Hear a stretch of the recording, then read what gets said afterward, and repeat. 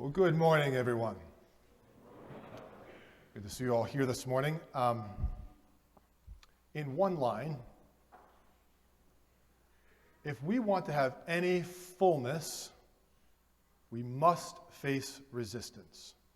So if you were here last week, I preached a little bit about Matthew 5:48, Jesus calling us to be perfect. And I was talking about it's not perfectionism, as if we shouldn't have any faults, but fullness of divine charity. But in order to have any fullness of anything, but if you want to have any fullness in charity, you have to face resistance. Or to put it even more bluntly, if you want to have fullness, you have to fight. So I want you to imagine this scene. Suppose all of us are actually, our earthly life has passed, and we're now, you and I, we're now entering into heaven. Let's just suppose this for a moment. I'm going to paint you a little image. We've left this earthly life behind, and now we are entering into heaven. Everything that we've been wanting for, and we're entering into the celestial city, and it's better than you ever imagined or dreamed. And you hear the choirs of angels and the symphony of a chorus that just lifts your whole spirit.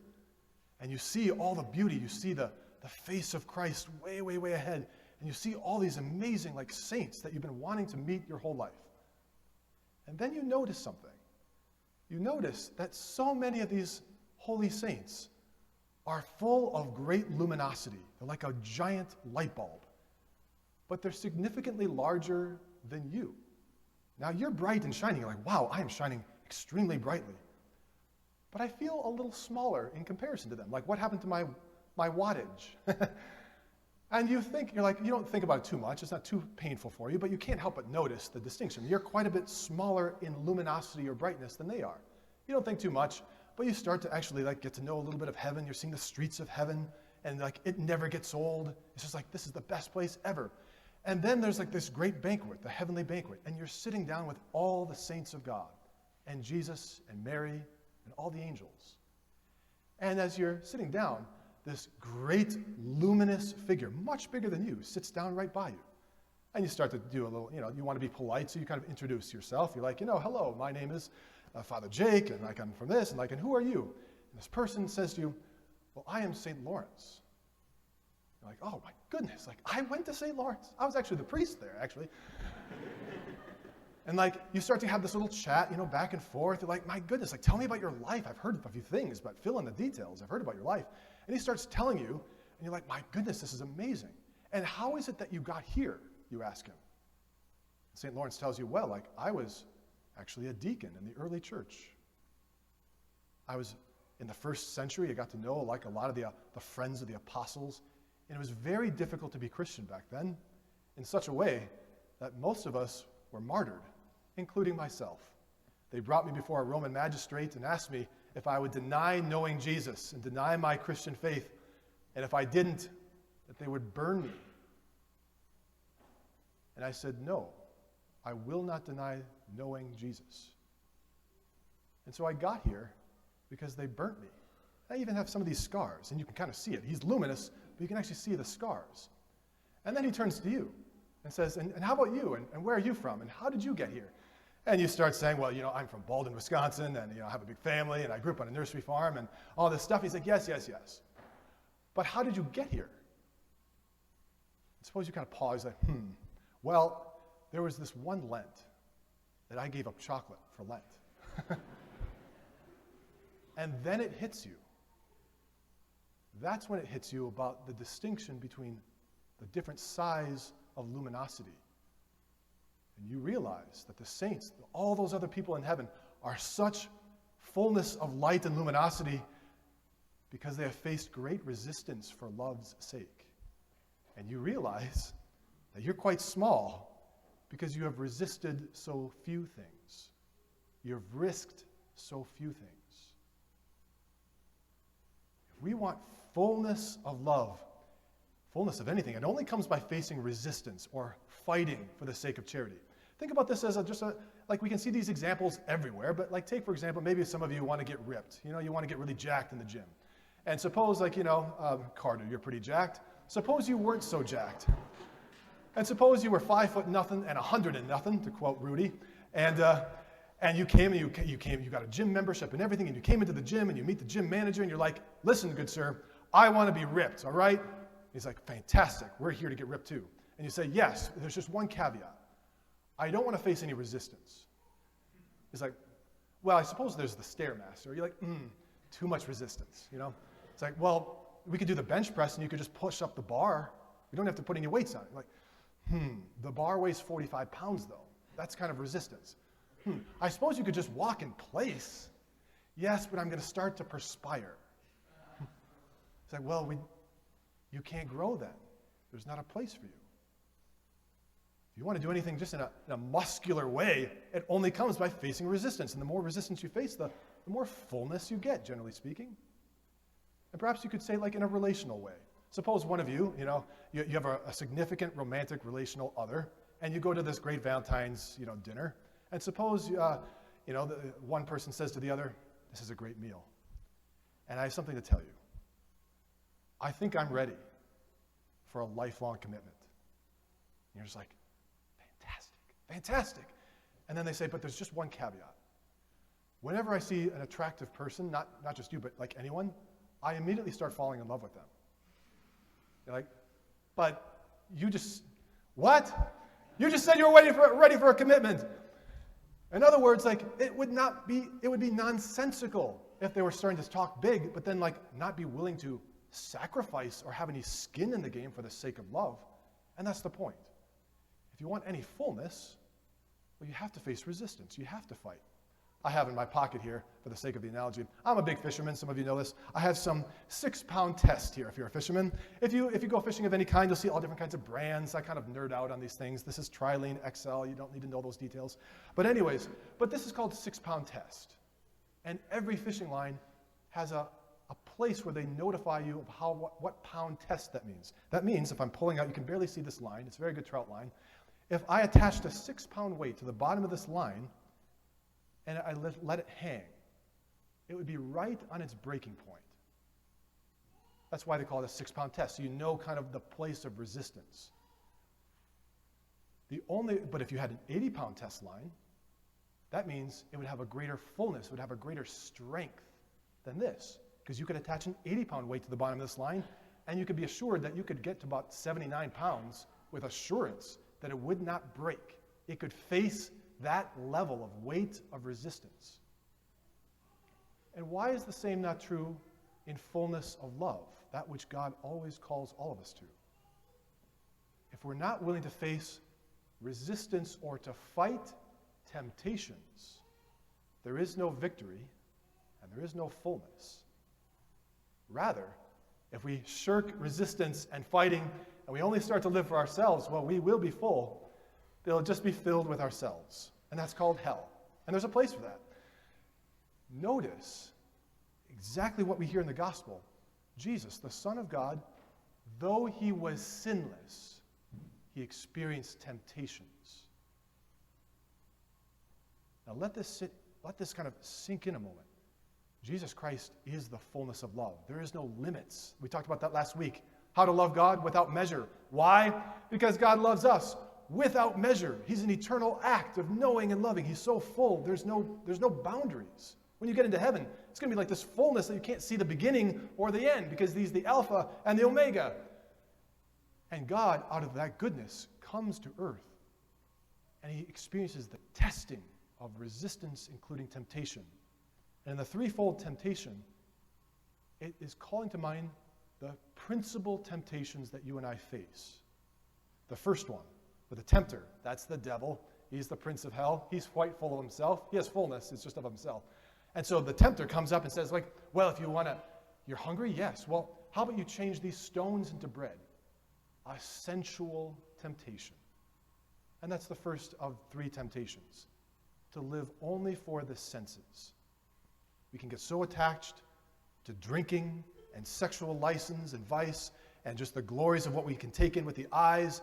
And if we only live for that, we will not experience the fullness of charity. So when that didn't work, Jesus was very stern. He's like, nope, not doing that. So the devil's like, rats, let's go to the next thing. So he takes him to the parapet of the temple. The temple was the central place of Jewish worship. And he takes him up to the very top of the temple. And he says, throw yourself down. And then, well, won't angels catch you? And it's the temptation to pride. It's the temptation like, oh, just throw yourself. You can show everyone. People will believe you then. Principal temptation is to pride and sensual vice. And when that didn't work, the devil then takes him to the third and last thing. He takes him up to the very highest of the mountains and shows them all the kingdoms of the world and their magnificence and says, all this can be yours if you just but prostrate yourself and worship me. Power. It's the perennial temptation to power. I am better than you. I can demonstrate my power and exert my influence over you. I don't care who you are. I can step all over you because I'm more powerful than you. And Jesus resists this, and the devil left him. For us, when we experience temptations of various kinds, sometimes we almost think like something's wrong with us. But it's not. Out of the goodness of God, he wants our love to be full, like his. And in the mystery of human nature, he allows temptations to vex us, and we have to kind of wrestle with it because it actually increases our fullness. We can become capable of being citizens of heaven, a great luminosity, because we have resisted. That's the lives of the saints. You'll notice that with temptation, all of us have different kinds of temptations. So I mentioned you, Carter. How old are you, Carter? 20. And let's see here. And Thomas, how old are you? 22. Okay. And let's see here. I need to find, let's see here. Who else is above 40 here? Okay. Yes. Okay. All of you over here. Okay. And you, so we got some 20, we got some 22, we got some 40, we got some probably some 80 here. We're all going to experience different kinds of these threefold temptations, but they're going to be a little bit different for each person. How old am I? I'm 36, and I'm a priest. And so the enemy will come at me in particular ways to see if I'll bite on something. And it'll be very similar to yours, but very distinct, because the enemy sees where we're vulnerable to being selfish, to live for ourselves. It's the same thing St. Ignatius, not of Antioch, but of Loyola, said, the enemy starts by what interests us, and then he ends with what interests him. Think about when you go on YouTube. You start with, I probably watched every fishing video on YouTube that was ever made. I've watched every fish that was ever caught. And usually, like how the YouTube algorithm works, you just go starting with what interests you, and then it says, well, like the algorithm says, oh, you like this? Oh, well, then you might like this. Oh, so you click on that. Oh, you like this? Oh, well, then you might like these over here. And then pretty soon, after like 2 hours, you're like, how in the world did I get here? And it's not like YouTube is demonic, but it operates on a similar principle. The enemy starts with what interests you. Yes, I'd like a little more power. Yes, I'd like a little more, I'd like to be comfortable. Yes, I wouldn't mind having sex before marriage. Yes, this guy seems to be interested in me, and why not? I can just go to confession. Starts there because it interests you. Before long, you end with what interests him. And you're stuck in bondage, and you're full all right, but it's just fullness of you. God, out of great love, like it's not like we merit heaven by our actions. Like I just got to claw my way into sacrificing and I'll climb up the ladder to get into heaven. No. Love is for love. Heaven is for lovers. And God is love. So he acts first. We get into heaven by grace. But heaven is only full with reciprocated love. You have to want to be there. You need me on that wall. We need to be having a reciprocated sacrifice of saying yes to God's act to us. And that's to resist temptations and to fight through them. I'll end with this. St. Francis of Assisi said, strive to overcome your personal temptations, because it is precisely there that you will become a saint. Think about that. You think of all the patron saints. There are patron saints of depression. Yes, there are. Because they have resisted ending their life. And they've said, like, oh, it's so hard. Some of us have mental illness. And maybe, like, your principal temptation is to give up on everything and end your life. And you might think, like, it's hard to resist that. Yes, it is. But you grow in fullness of love. And, Francis of Assisi says, you seek to overcome your dominant personal temptations And it is precisely there that you will become a saint. This is actually a benefit when we experience some of our weakness and where we're vulnerable to give into these threefold vices and beyond. When I resist, I grow in fullness of the luminosity of love. There is a distinction in heaven. The saints have all talked about this. There's a hierarchy in heaven. And there will be saints that are greater than us. We'll all be happy, but in different measures. Some will have 4-pound test. Some will have 80-pound test. Some will have a great, more wattage than us because they have resisted with strong resistance, and they have grown into the likeness and the love of Jesus. At this Mass, we're encountering the greatest place of resistance to Jesus. He went all the way to the cross, to the nails, to the lashing, to the scourging, to the mental abuse, to the verbal harassment, to the stripping of his clothes. Jesus was actually stripped on the cross totally naked. That's not embarrassing. That's shame. And Jesus, out of the greatness of his love, resisted everything, even to death itself, without sin. Because God is fullness of love. And he wants us to have the same fullness he does. And that's only possible when we fight and resist through the temptation to grow to become saints. I want you to consider this week, as you go into this week, all of us are going to face different temptations, very similar ones, but different ones. And you probably know yourself, if you're following Christ, you probably know pretty darn well what the top 1, 2, or 3 temptations that you are going to face this semester, this week. Some of you know pretty darn well, there's a lot of pressure on getting good grades. And you know darn well that I will be facing the question of should I cheat or not. Some of you will go through this week, this is a great Mass, Father, thanks for the great homily, and then Friday comes around, and you'll get a text from a guy or a gal that just says, Netflix and chill, ? And it's like, well, it's just Friday, God will understand, I can get over it. Resistance, and you grow stronger. Some of you who are in your 80s, and you're like, Father, I don't sin. I'm in my 80s. Having heard many confessions from 80-year-olds, I can tell you that's not the case. And there's plenty of things that everyone has different temptations. And sometimes we think, something's wrong with me if I experience these temptations. No, that's just being normal. And yet God has a great opportunity to be lifted up in fullness of charity when you're not afraid to resist and face it with the authority of Jesus, press through it with his power. Amen? I have to put this fishing line somewhere.